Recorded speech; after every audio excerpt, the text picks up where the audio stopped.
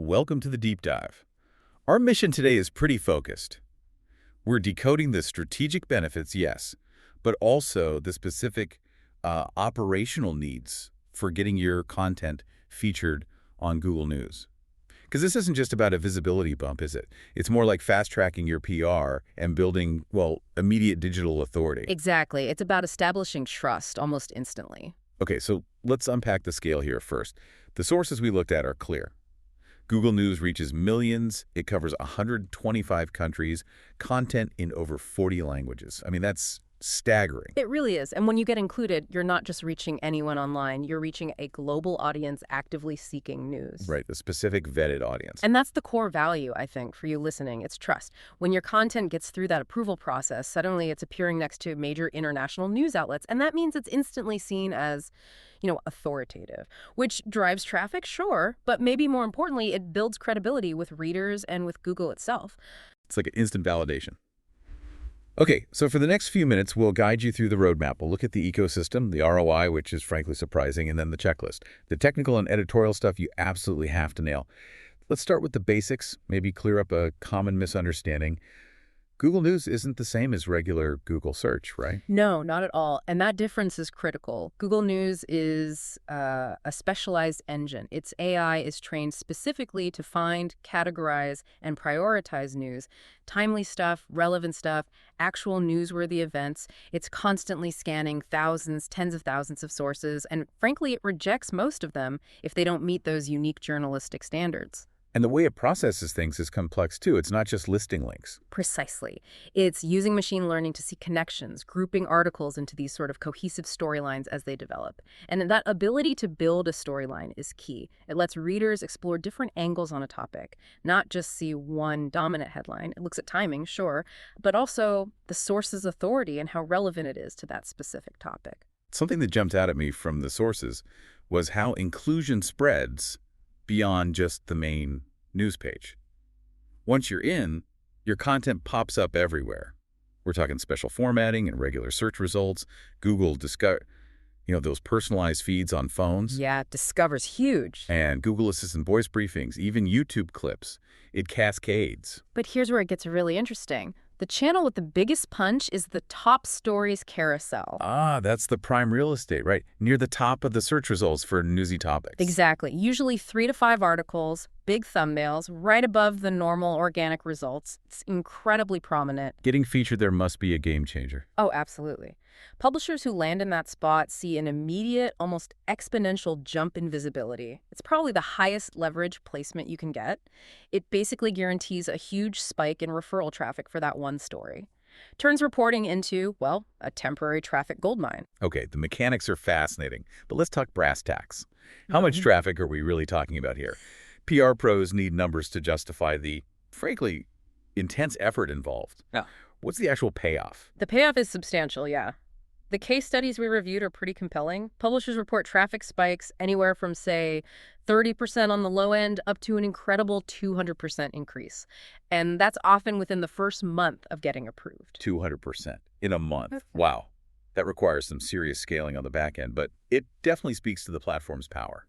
Do you have a specific example? Sure. There was one mid-sized tech site focusing on B2C hardware reviews. Before Google News, they were getting maybe 15,000 unique visitors a day, 3 weeks after approval. That jumped to 42,000 daily uniques. It wasn't slow growth. It was like a switch flipped. A vertical climb. Pretty much. And critically, another example, a B2B publisher in supply chain analysis. They saw their average session duration, how long people stayed, increased by 85% once the report started hitting that top stories carousel consistently. And that session duration increase, that's the key, isn't it? It shows it's not just more traffic, it's high-quality, engaged traffic that actually cares. Exactly. Which feeds directly into brand authority. Yep. I mean, if your article shows up next to the New York Times or Reuters, users just instinctively trust it more. It feels vetted. Precisely. And that perceived trust translates into real SEO benefits, too. Other sites become much more willing to cite you, to link back to your articles, because Google News inclusion acts as a kind of validation signal. That means valuable backlinks, strengthening your whole domain. Okay, let's pivot to monetization. Because high-quality traffic usually means better revenue opportunities, right? It does. It creates kind of a triple threat for revenue. First, you attract better leads, especially if you're syndicating things like white papers or detailed industry reports. The audience is just more targeted. Okay. Second, you generally see higher CPMs on your ad inventory. No, let's just quickly define CPM for anyone maybe not familiar. All right, sorry. CPM is cost per mil, basically the cost per thousand ad impressions. Publishers see higher rates, advertisers pay more because Google News traffic is contextually relevant, engaged, and just seen as higher quality than, say, traffic from a random social media share. Makes sense. Quality in, quality out affects ad value. What's the third part of the threat? The third benefit is loyalty. Readers finding you through Google News are apparently 3 times more likely to sign up for things like newsletters compared to visitors from other sources. They start seeing you as a go-to source, not just a one-off click. That's a strong ROI case. Okay, now the hard part, the checklist. Getting in isn't easy.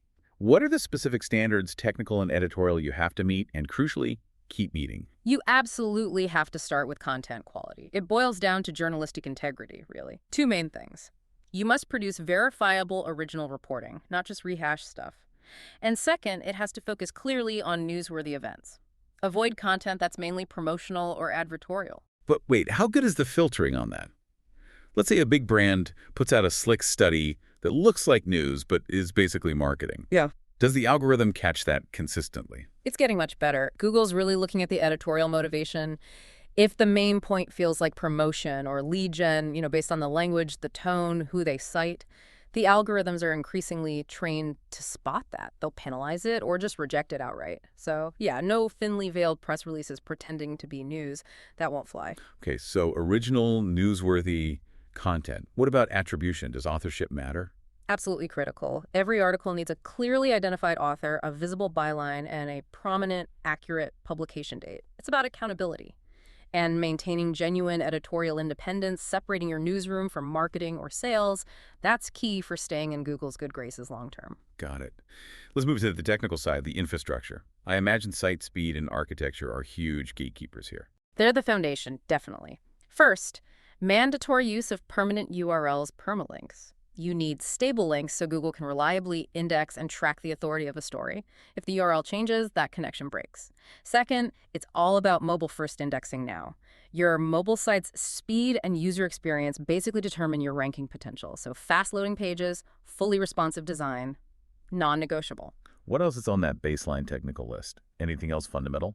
Yes, HTTPS encryption is a must-have for security and trust.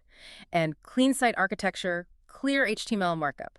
If Google's crawlers can't easily figure out what's the headline, what's the body text, what's the publication date, they just can't process it effectively, especially in a fast news cycle. And what's really fascinating here is the speed. Traditional SEO, the kind that works over weeks or months, pretty much useless for breaking news. News SEO operates on a much faster timeline. We're talking minutes sometimes. Minutes? Wow. So how do publishers actually manage that kind of speed? What are the practical tools they're using day to day? Yeah. Well, you need to be both predictive and reactive. A good starting point is using your own Google Search Console data. See which of your current queries are already showing up in news results. That gives you a baseline. Then, for real-time insights, Google Trends is indispensable. It's like taking the pulse of what's breaking right now. It helps you spot trending topics and queries instantly, so you can jump on a story sometimes before it even hits the mainstream consciousness. Okay, makes sense. Now, the technical must-haves, specifically for the crawlers, structured data comes up a lot. Yes, for quick, accurate categorization, you need rigorous, structured data. Using the right schema markup is essential. That means news article schema detailing the headline, the precise publication date and time, the author. And also, implementing organization schema helps Google clearly identify who you are, your publication's credentials. It connects the content back to your EAT profile expertise, authoritativeness, trustworthiness. And then there's the really unique technical bit, the one that really highlights the speed game, the sitemap process. Let's spend a second here because this sounds operationally intense. Oh, it absolutely is. You need a dedicated News XML sitemap, completely separate from your main site's sitemap. And this news sitemap should only include articles published within the last 48 hours. That's it, 2 days. And it has to be updated automatically, constantly. Only the last 48 hours. That's the rule. That strict 2-day cutoff is how Google ensures it's only indexing truly immediate breaking news. If a story's older than that, it gets indexed through the regular search process, and it misses that critical window for premium placement like top stories. Yeah. The operational challenge there sounds huge, especially for smaller teams. Yeah. You basically need a real-time publishing and indexing pipeline running constantly. Exactly. It forces that immediacy. And looping back to the technical basics, remember speed. Your core Web Vitals scores, things like how fast the main content loads, if the layout shifts around, and just general responsiveness directly impact your chances for that top stories carousel. If your page is slow or clunky on mobile, Google knows that's a bad user experience for breaking news, and they'll just filter you out of that premium spot based on performance. So user experience is directly tied to that highest value placement. Okay, let's shift gears slightly. Advanced tools.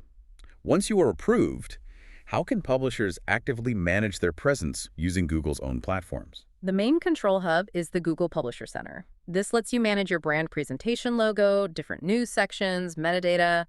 But the killer feature really is fast indexing. Instead of just hoping Google's crawlers find your news story quickly, you can submit it directly through the Publisher Center. That speed advantage must be critical during a major breaking news event, right? Yeah. Getting into the carousel versus missing the wave entirely. Absolutely crucial for staying competitive. Plus, the Publisher Center gives you detailed analytics. You can see how your content is doing across news, discover, search precisely where users are engaging. That data is invaluable for tweaking your PR strategy over time. And beyond that control panel, there's also something called the News Showcase program. Sounds a bit more like a partnership. It is. News Showcase offers this really interesting dual benefit. First, Google actually compensates participating publishers for licensing their content to be used on the platform, so direct revenue. Second, it gives you enhanced visibility through these specially designed, visually richer story panels in both Google News and Discover. So it stands out more. Right. And it goes beyond single articles. It lets publishers curate collections of related pieces, providing more context and depth around a topic. Readers seem to really value that deeper engagement. Okay, so looking long term. What does all this mean for PR strategy? Algorithms are constantly changing. How do you future-proof this kind of effort? It really comes back to constantly focusing on those EAT principles: expertise, authoritativeness, trustworthiness. In a news context, that means things like showing clear author credentials, having rigorous fact-checking processes, being transparent about opinion versus reported news. That need for depth and rigor, though, it sounds like it's always fighting against that extreme speed requirement we talked about, the 48-hour sitemap. That is the central tension, isn't it? Speed versus depth. And complicating it further, Google's made some recent algorithm shifts that really changed the game regarding authority. They're now actively prioritizing diverse perspectives over just a single authoritative voice. Articles that do a good job of synthesizing multiple, well-sourced viewpoints on a topic, they often get better placement now than pieces relying only on, say, traditionally dominant sources. It's a big shift, likely aimed at combating filter bubbles. So practical adaptation strategies mean things like intentionally diversifying your sources, looking for coverage gaps maybe, experimenting with angles that add nuance rather than just repeating the main narrative. That's exactly the strategic thinking needed now. And to make sure you're actually hitting those evolving quality bars, you have to relentlessly watch your user engagement metrics. Things like click-through rate from the news feeds, time spent on your site, how much it's shared. Those metrics are your feedback loop. They tell you if your content is genuinely resonating with that specific news audience Google values. Okay, so to wrap this up for our listeners, getting into Google News seems like this comprehensive feedback loop. You hit those strong editorial standards, which then unlocks technical advantages like fast indexing, premium placements. And those advantages, in turn, drive those really measurable, sometimes transformative results in traffic, authority, and even revenue. Yeah, and connecting it to the bigger picture. Google's push for diverse perspectives fundamentally changes what authoritative news even means today. Success seems less about just being the biggest name or having the biggest budget, and much more about your ability to synthesize different viewpoints, present a truly well-rounded, nuanced story, and crucially, do it incredibly fast. It creates such a fascinating operational puzzle. So here's something for you to think about. That tension between the raw speed needed for that 2-day XML sitemap and the journalistic depth required for EAT and capturing multiple perspectives. Which one of those constraints, speed or depth, poses the biggest, maybe most expensive challenge for your content operation? Thanks for joining us for this deep dive.